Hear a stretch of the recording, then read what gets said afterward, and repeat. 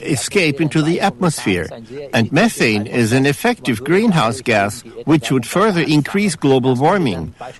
This could, for example, then lead to a further increase in dryness in the Amazon rainforest, and ultimately the Amazon rainforest could actually disappear, that is, die off, as a result of climate change, which would cause even more amounts of CO2 to be released into the atmosphere. Thus, the system could continue to escalate, but we hope that all these processes will not start up if we really adhere to the Paris Climate Agreement, that is, if global warming is limited to well below 2 degrees. Do you think that we'll manage a 2-degree limit? Or what are we heading for, in your opinion? Well, two hearts are beating in my chest, I must honestly say that. On the one hand, I see the figures as they are, and I cannot see that there is such a thing as climate protection.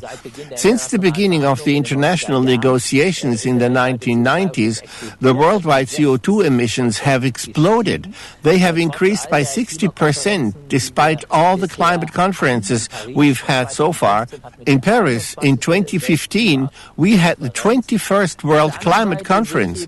On the other hand, I also see that things have happened again and again in the past that nobody had predicted. I'm thinking, for example, of the German reunification, which was not at all brought about by politicians, but by people, which means that if there is pressure from below, then you can move big things. We can see this in Germany's nuclear phase-out. Why do politicians find it so difficult, or so it seems, to take appropriate measures? Well, I do think that one of the problems is that there is too much closeness between business associations and politics, which can be seen, for example, in the fact that after their term of office, many top politicians then switch to working for lobbies. For example, in the energy industry, the transport and automobile industries, or even in the agricultural sector. And that is, of course, an unhealthy cooperation, because no one can tell me that the companies are doing this for reasons that are not meant to put through their own interests, as it were.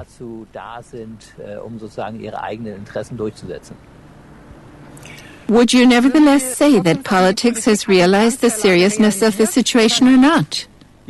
Politics has, I think, already realized the seriousness of the situation, but it is incapable of tackling the problem, and there are various reasons for this. If we refer this to Germany on a national level, then the pressure of the economy to stick to the existing business models is simply too great. We see this in the automobile industry. They can cheat without being severely punished for it, even though the business model obviously no longer works.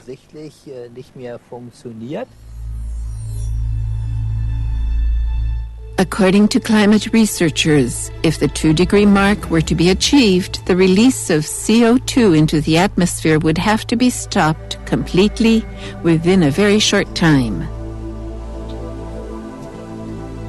In addition, carbon dioxide would have to be removed from the atmosphere, but we are a long way from that. Thousands of new coal-fired power plants are currently being planned worldwide. In 2014, the U.S. and Canadian oil and gas producers alone made a profit of $235 billion. Will these enormous sources of money simply be given up? The discrepancy between the urgently needed measures and reality is enormous. Where are we going to end up? Is it possible to limit global warming as quickly as is necessary to prevent the worst? Or are we plainly and simply too late? In a way, we are already too late, because we are already seeing the effects, and we already have to apply enormous financial resources to pay for the damage. In Germany, for example, 2018 will even be the year with the biggest climate-related damage. We are talking here about amounts in the billions. Then there is also the rise in sea level, which many countries are already suffering from. And these are not only the low-lying islands in the Indian Ocean, in the Pacific Ocean, but also, for example, in such a metropolis as Miami, which already has to spend unbelievable sums today to control the rise in sea level. Climate change will, of course, have an extreme impact on many regions in terms of living conditions, and that will not only trigger migration. It will, of course, also trigger frustration, dissatisfaction, and, in the end, it will also affect the world economy.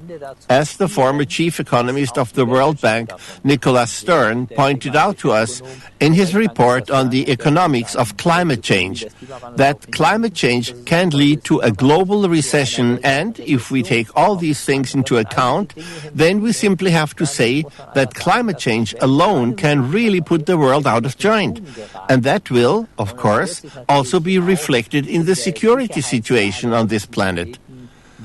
And that is precisely why the Pentagon says that climate change is one of the greatest challenges of our time, and that the threat of climate change should be considered higher than that of international terrorism. You always point out that the Earth is an integral system, and if you now, let's say, compare the Earth with a human organism, which is also an integral system, how would you describe the condition of this Earthman, that is, its health condition? Well, the analogy is obvious. With climate change, we are primarily talking about global warming, that is, about the rise in temperature, which can be measured just as we humans can measure fever. I would say that presently we are in the range of an elevated temperature of the Earth.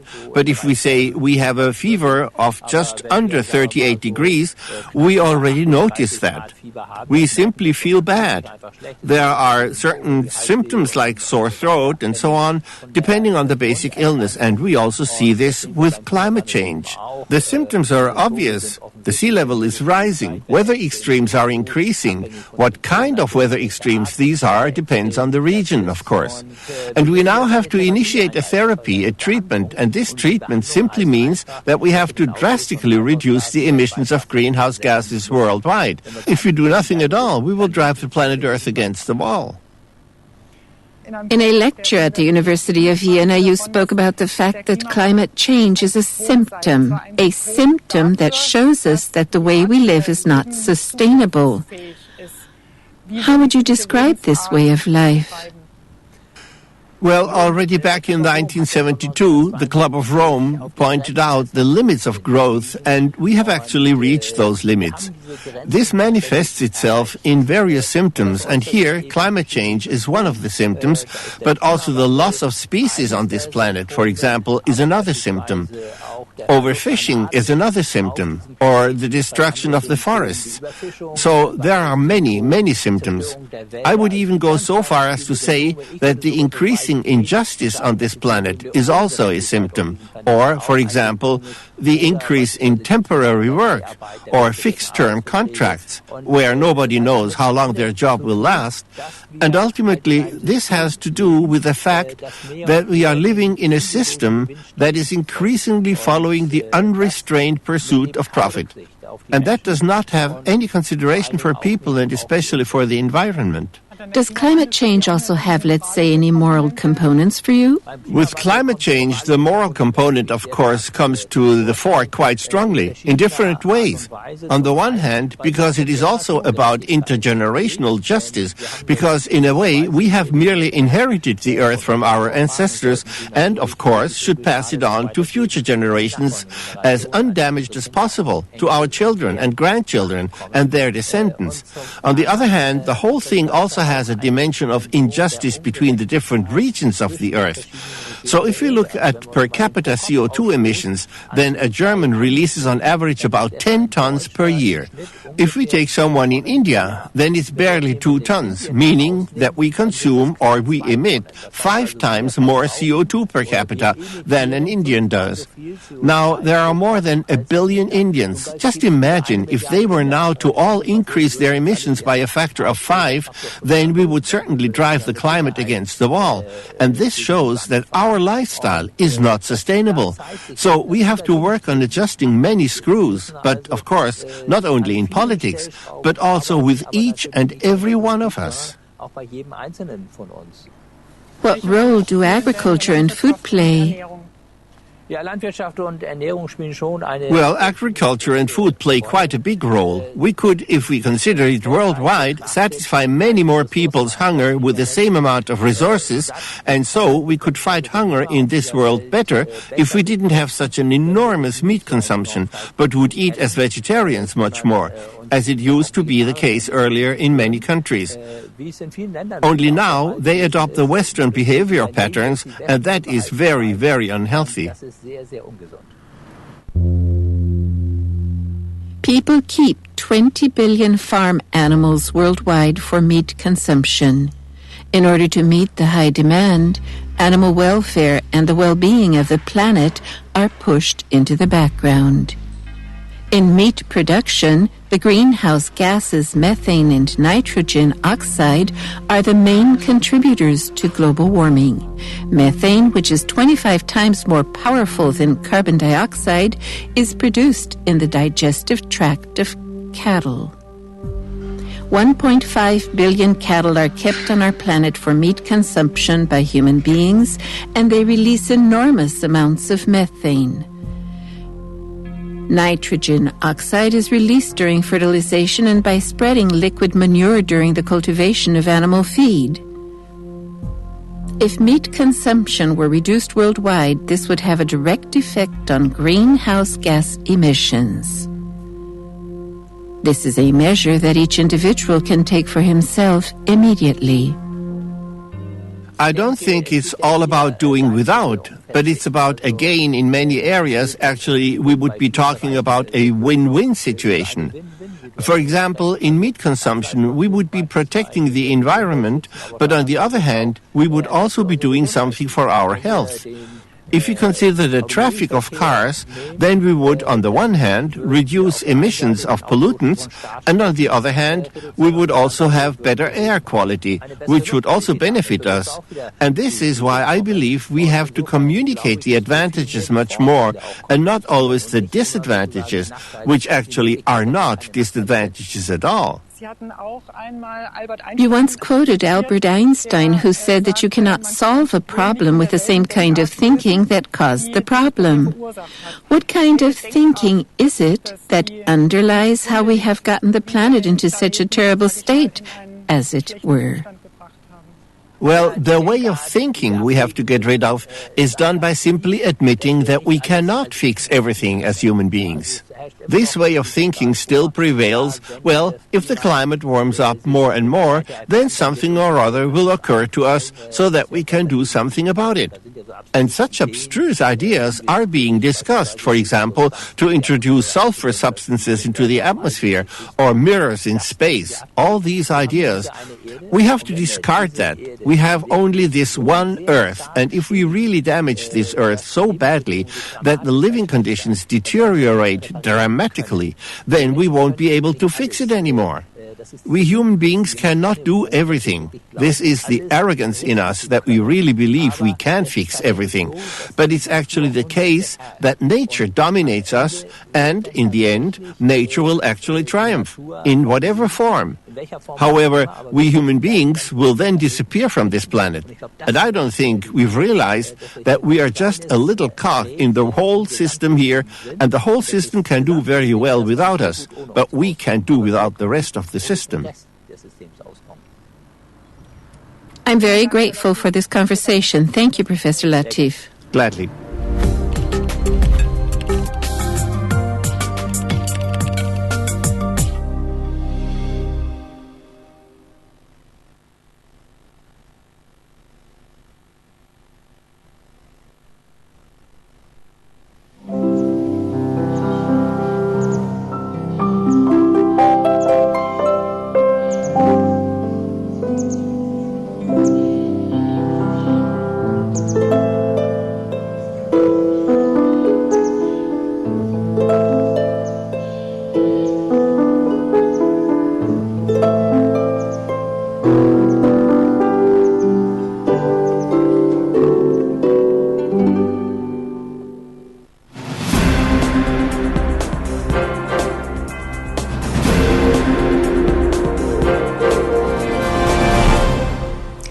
Herzlich willkommen, liebe Zuschauer, liebe Zuschauerinnen. Dear viewers, dear listeners, welcome.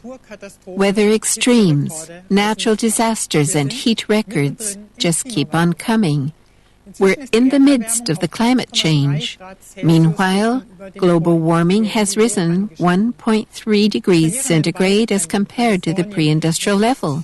The devastating forest fires in California with nearly 40 deaths, 100,000 evacuees, thousands of destroyed houses are only one of the severe disasters that are linked to the climate change.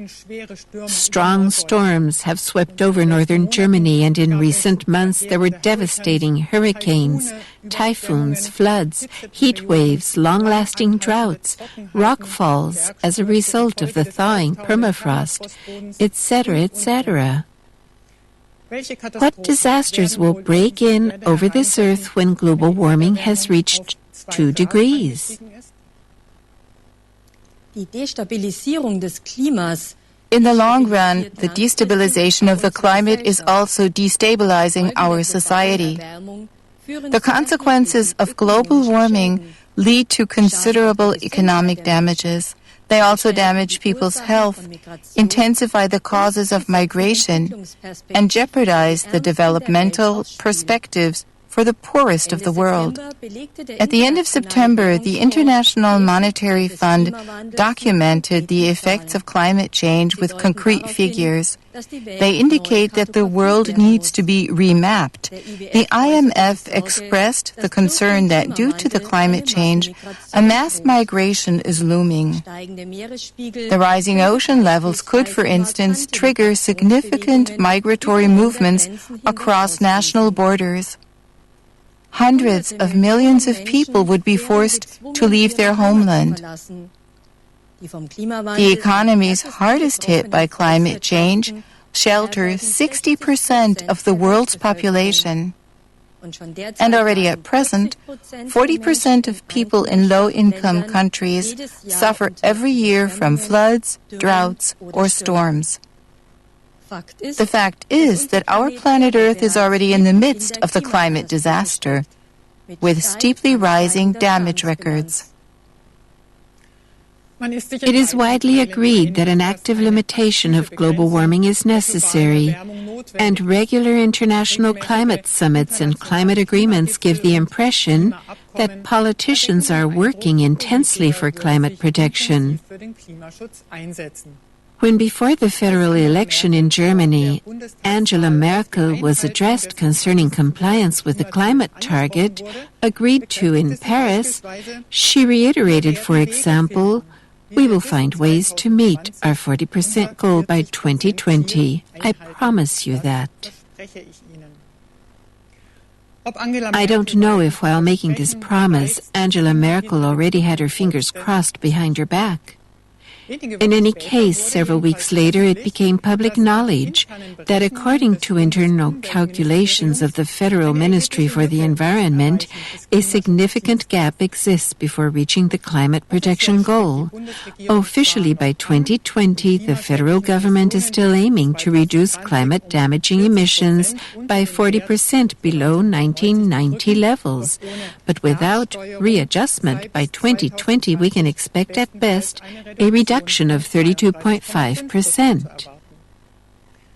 A missed target of this magnitude would be, as stated in the paper of the Federal Ministry for the Environment, a considerable setback for Germany's climate protection policy.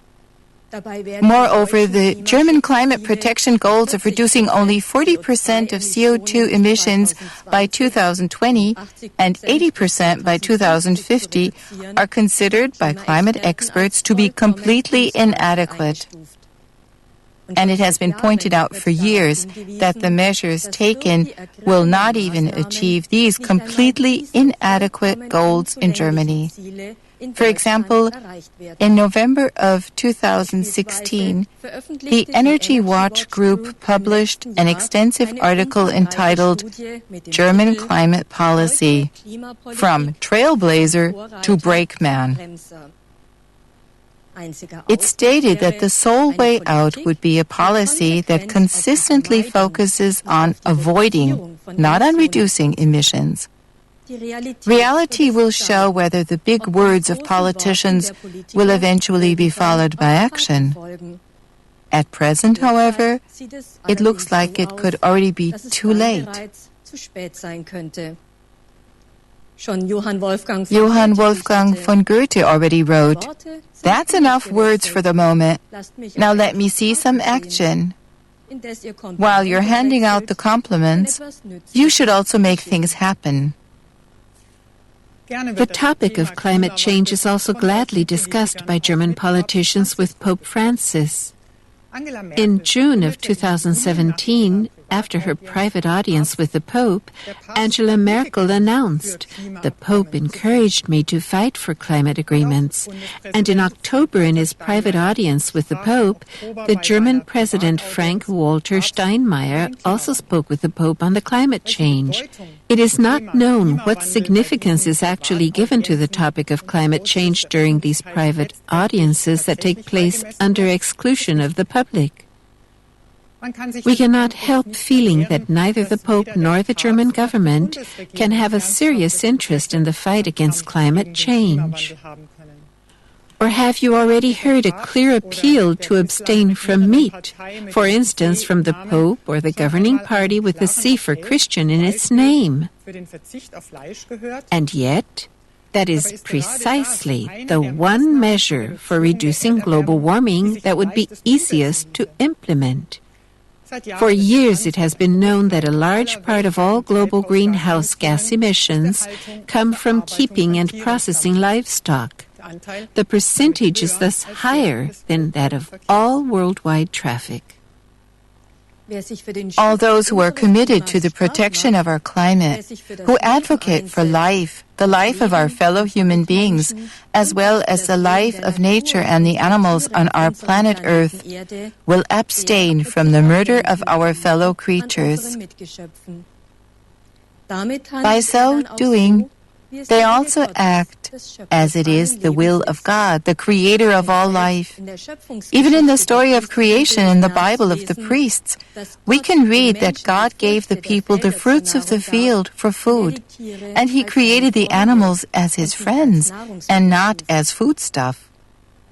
All those who announce the opposite and adhere to the tradition of killing clearly show which system they serve, the system of killing and of destroying. God, the Eternal, the Creator of all life, and His Son, the Christ of God, are for the life. The life that lives the love for God and neighbor toward human beings, nature and animals. And not by their words, but by their actions do people demonstrate which system they serve. Dear viewers, dear listeners, with these thoughts, we take our leave of you for today. We wish you all the best. Until next time, goodbye and greetings in God.